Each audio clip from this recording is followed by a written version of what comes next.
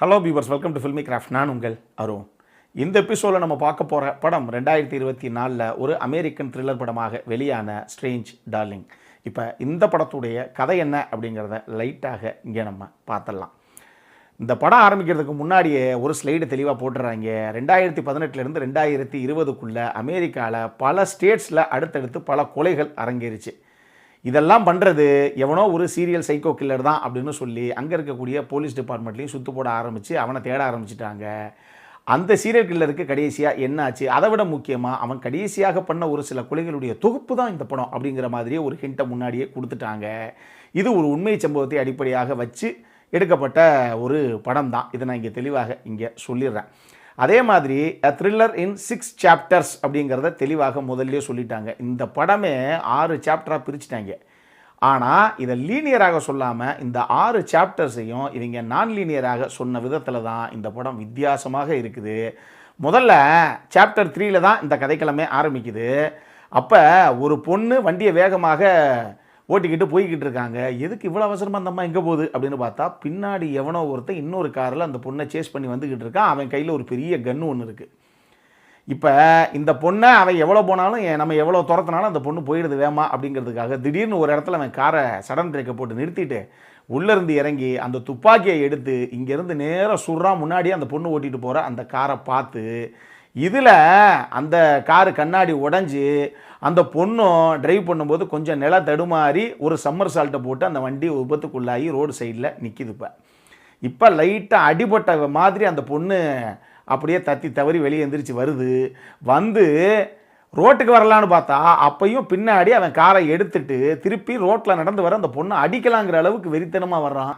நமக்கு ஏங்க இந்த பொண்ணு யாரு, துரத்திட்டு வரவன் யாரு, என்ன நடந்துச்சு இவங்களுக்குள்ள, ஏன் இவ்வளோ குளவெறி தாக்குதலாக இருக்குது அப்படின்னு நினச்சிக்கிட்டு இருக்க அந்த தருணத்திலேயே இவன் காரை அடிக்க வந்து நேராக அந்த காரில் இருந்து தப்பிச்சு அந்த பொண்ணு பக்கத்தில் இருக்க காட்டுப்பகுதிக்குள்ளே ஓடுது.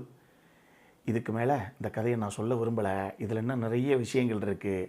முதல்ல இந்த பொண்ணு யார், துரத்தின இவன் யார், இவங்களுக்குள்ளே எதுக்கு இந்த சேசிங்கு, இது எல்லாத்துக்குமான விடை தான் இந்த மொத்த படமே.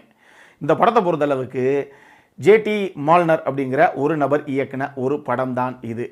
இந்த படம் எனக்கு பார்த்த உடனே தோணுன விஷயம் என்ன அப்படின்னா ஒரு 2-3 மேட்ரு. முதல்ல ஒரு சாதாரண கதை, அதாவது லீனியராக நீங்கள் ப்ரெசென்ட் பண்ணிங்கன்னா ஒரு பையாக பார்க்க மாட்டேன். என்னங்க இதெல்லாம் ஒரு படம்னு பெருசாக ஃபீலாக விட்டுருக்காங்க இவ்வளோதான் அப்படின்னு ஃபீலை கொடுக்க வேண்டிய ஒரு சப்ப கதையை சுவாரஸ்யமாக திரைக்கதை எழுதி அதை நான் லீனியராக கொஞ்சம் கூட எதிர்பார்க்காத மாதிரி வேறு திருப்பங்களோட ஒரு கதையை நீங்கள் ப்ரெசென்ட் பண்ணீங்க அப்படின்னா ஒரு சாதாரண சப்ப கதையை கூட ஆடியன்ஸை அந்தளவுக்கு ஹோல்ட் பண்ணுற ஒரு சூப்பரான படமாக கன்வெர்ட் பண்ண முடியும் அப்படின்னு இந்த படத்துடைய இயக்குனர் ப்ரூவ் பண்ணியிருக்கார் அப்படின்னு தான் நான் சொல்லுவேன்.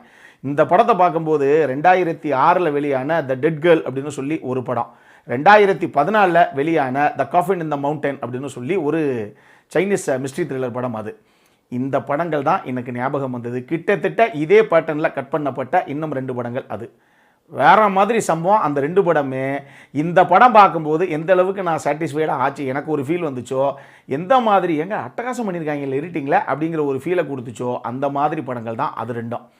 அப்படி ஒரு சம்பவத்தை தான் அந்த படமே நம்ம விமர்சனம் பண்ண படங்கள் தான் 2 படமே தாறுமாறான படம் அப்படின்னு சொல்லி தான் நம்ம தமிழ்லேயே போட்டிருப்போம். அட்டகாசமான படம் 2. அந்த மாதிரி ஒரு படம் தான் இது. திரைக்கதையை அந்த அளவுக்கு சுவாரஸ்யப்படுத்தி இவங்க நான் லீனியராக கட் பண்ணி வேறு மாதிரி பொருதி விட்டாங்க. செமையாக பண்ணியிருக்காங்க அப்படின்னு தான் நான் சொல்லுவேன். ஆனால் லீனியரில் சொல்லியிருந்தால் ஒரு சப்ப கதை, அதுதான் உண்மை.